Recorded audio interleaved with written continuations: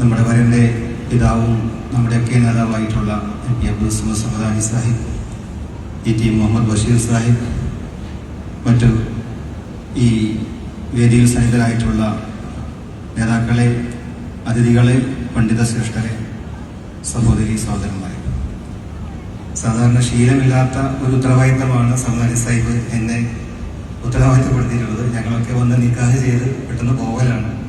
നിക്കാഹിന്റെ മുന്നോട്ട് സംസാരം എന്ന് പറയുന്നൊരു ടാസ്ക്കാണ്. പക്ഷേ വിനയനായ സമദാനി സാഹിബ് പറയുമ്പോൾ അതിന് മുടക്കം പറയാൻ സാധിക്കില്ല. കാരണം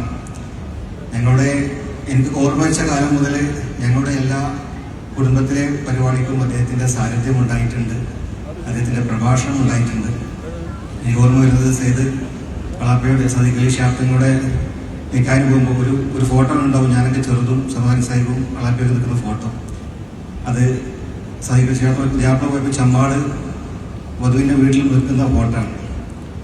അപ്പോൾ അന്നത്തെ നിക്കാഹ് മുതൽ ഇന്ന് വരെയും നമ്മുടെ സദസ്സിൽ ഉണ്ടായിട്ടുണ്ട്. അന്ന് വളാപ്പയുടെ നിക്കാഹിന് സാക്ഷി ആയി ഒപ്പിട്ടത് സമദാനി സാഹിബാണെന്ന് എന്റെ ഓർമ്മ.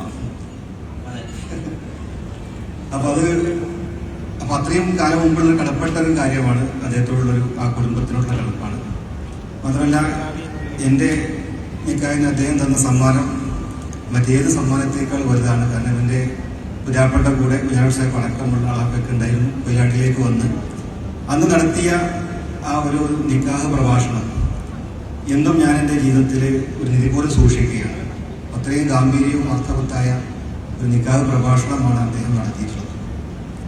അപ്പോൾ ഇന്ന് ഒരു യാദൃശ്ചികമെന്നുള്ള അദ്ദേഹത്തിൻ്റെ മകൻ മെഹറാജ് ഇവിടെ വരനായി ഇന്ന് മാറുമ്പോൾ ഞങ്ങളൊക്കെ ചെറിയ കുട്ടിയായിരിക്കുന്ന സമയത്ത് കണ്ട ഒരു കുട്ടിയാണ്. അദ്ദേഹത്തിൻ്റെ വിദ്യാസമ്പന്നനായ ഒരു ചെറുപ്പക്കാരനായി മാറി സ്വന്തം അധ്വാനം കൊണ്ട്, കഠിനാധ്വാനം ചെയ്തുകൊണ്ട് IAM മേഖലയിലൊക്കെ പഠിച്ച് മാനേജ്മെന്റ് മേഖല വിദഗ്ധനായി നല്ലൊരു ജോലി ചെയ്യുന്ന ഒരു പയ്യനായി വളർന്നിരിക്കുകയാണ്.